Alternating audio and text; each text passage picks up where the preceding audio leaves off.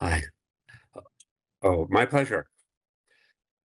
Well, we were literally in the exact epicenter of the fire as it started.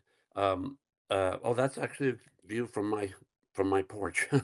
um, that's the house one below us on fire. Yeah.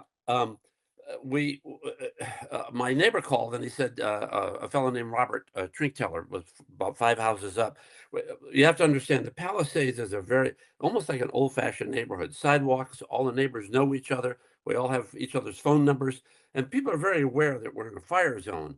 And in fact, I had said yesterday, well, day before yesterday, to my wife Sarah, I said, "Oh, that guy on the hillside hasn't cut down his grass. They got to cut down that brush because there's going to be a fire." And that's the person who didn't cut that brush was the person that fire you're looking at right now. That's my pool right there. That was the brush below us that was not cut. So we went out. I had a record of the call. In 17 minutes later, we were evacuated with the clothes on our back. Our garage door wouldn't open because the wind was so bright it torqued the door, and we finally got out. When we got to the bottom of the hill, I said, "Oh my God, we have a neighbor who's 94 years old who has dementia." And I said, there were no cars on the driveway. And we would go over and help him get in his chair, sometime if he fell with the caregiver. But I knew he was in the hospital. And I don't know, God was on his side. I decided to call his son in Massachusetts and said, "Hey, Francis, just to be sure, your dad's still in the hospital, right?" He said, "No, he got home last night, and there's a new caregiver, and I don't have the number." And they wouldn't let us back up, so I finally got through to 911 and said, "A welfare check. You got to go check on this guy." Well, there was a miscommunication, and I call my neighbor who hadn't evacuated yet. He was on his roof fighting his fire. He'd been on my roof. He'd hosed my roof down. I said, "Go in and check on him." He went. He said, "The door's open. There's nobody here." He went in and yelled. He said, "No, nobody here." I said, "Look, just go behind the pantry. There's a little room. We can see him during the day. He likes to sit there because there's a garden." He went in and found him. He'd been left alone. Okay. And it turned out the fire department made the new caregiver leave. And, she just does what she was told. They said, "We're coming back for him." Well, they hadn't come back for him. I'm hoping that they would have. But, there was so much chaos. It was like an inferno. Every house was on fire around us. And, he got him out and the house burned down about an hour later. He would have been in there alone. It was just,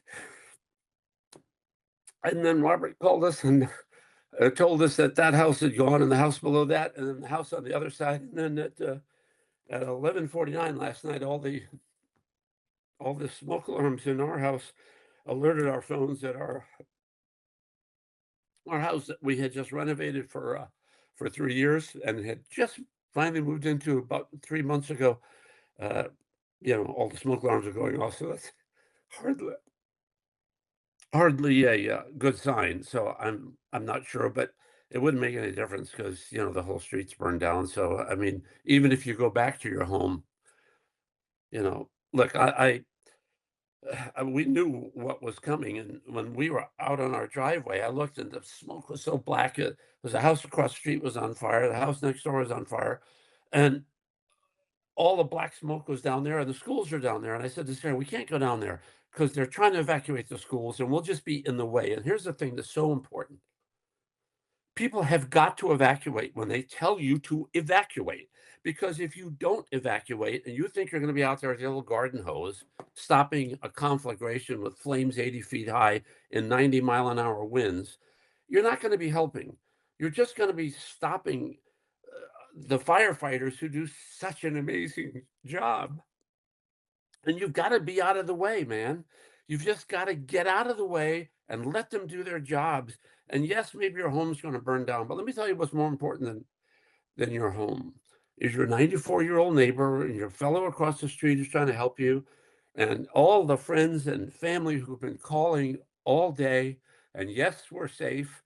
And yes, I think everybody on our street survived, although I can't get a hold of Robert. And I called a friend of mine who lived in Malibu, in Mandeville Canyon, and well, she had called me, "Are you okay?" And I said, "Yeah, you got to get out of there, Carol." She said, "Oh, well, we're miles from you." I said, "But we're packed, we're ready because people who live in fire zones are ready. You got to be ready to go." And as ready as we were, everything I own is in this room. Every single thing that I own is in this room. We got a basket of laundry, glasses, pills, and the keys to our car, and that's it.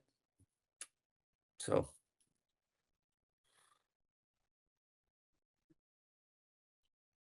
and well, I mean, how about Robert, who in the middle the house was on fire next door. Our deck was on fire, and the guy ran into the house and got it.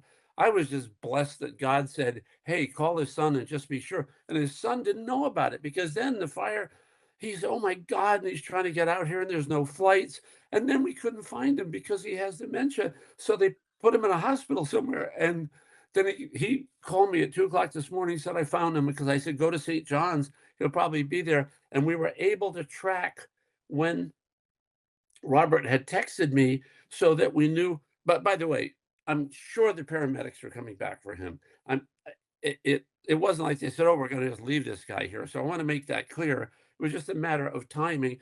And the poor caregiver, I'm sure, was doing exactly what she was ordered to do. It was just one of those scary things. I mean, look, you can't imagine how great the Los Angeles Fire Department and the Los Angeles Police Department and the Sheriff's Department and the DWP. These people are out there fighting, man. That's. I'm standing in my driveway. See that flame in it? I'm standing in my driveway looking up there. Yeah, and I mean the planes were going over, and it was like, and it was a clear blue sky. I mean, you know what I was thinking? I'll tell you what I was thinking. I'm from Rhode Island, and a friend of mine was the guy who did all the remediation for the. You remember the station fire where 100 people burned to death in a nightclub fire?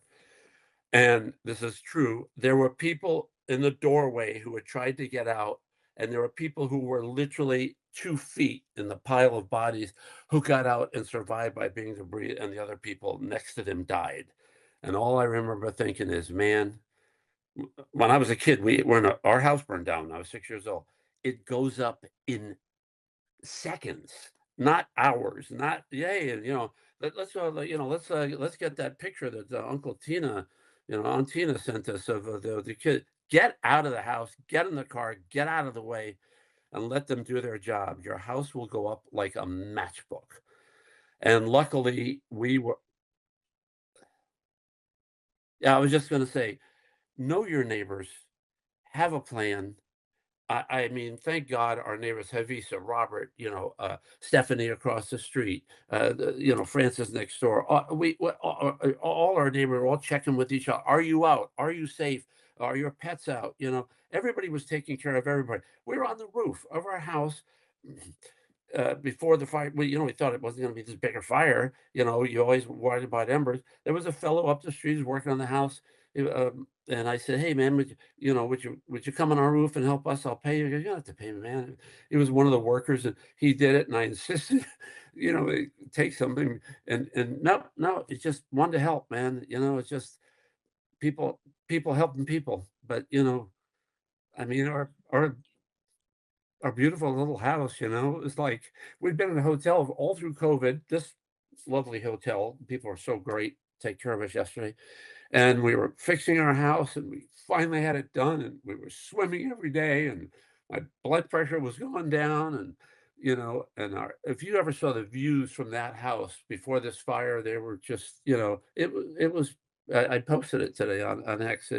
It was paradise, and our neighbors are, we knew them all, and now it's all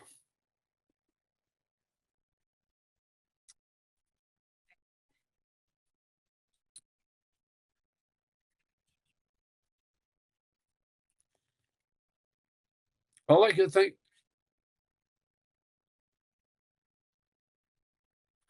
Well, let me tell you, I was standing in the driveway, and all of a sudden I said, "Sir, the planes are going over." They dropped the retardant, but they're like, you know, it's like those planes aren't, 2,000 feet in the air. They're like 40 feet over your house, you know, and I was looking down, the fire was the black, and you could see the flames, the house is on fire, the house is on fire. And then over by the hillside where Robert had showed me, well, the first he said, "Look, come my house, look at this fire." As soon as I saw that fire, I said, "With this wind, we're out of here. We've got to get out of here and make sure everybody's safe."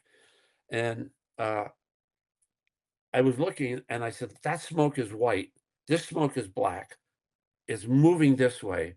We've got to go that way because white smoke means that they got the fire out, at least, you know, the major part of it, and we'll be out of the way of the congestion." And as soon as we got down the hill, we finally got into the Sunset congestion. It's 9 miles to Beverly Hills. It takes us usually about 25 minutes. Took 2.5 hours. And you have to understand, somebody didn't charge their car, their electric car, didn't put gas in their gasoline car, and now they're on Sunset. "Oh, I gotta abandon my car," and now the fire trucks can't get through, and now people can't walk. When we couldn't get our garage door open because the wind was blocking because our door goes up like this, I said, "Oh my god, we're up in the hills here, and we gotta walk out?" I can't wa I'm 77 years old, man, I can't walk up these hills. It's like Mount Everest here. It's like, pretty steep, so, it's just I posted this on X, but Sarah was on with her 8-year-old niece last night, and she came out. I'm sorry, just, one day you're swimming in the pool, and the next day it's all gone, but, she came out with her little Yeti piggy bank for us to rebuild our house.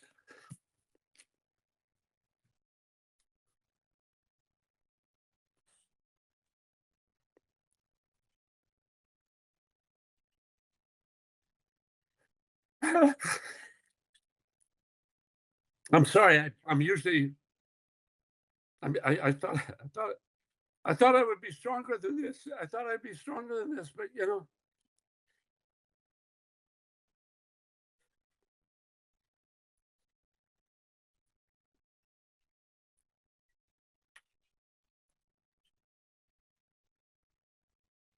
they're great. They're great.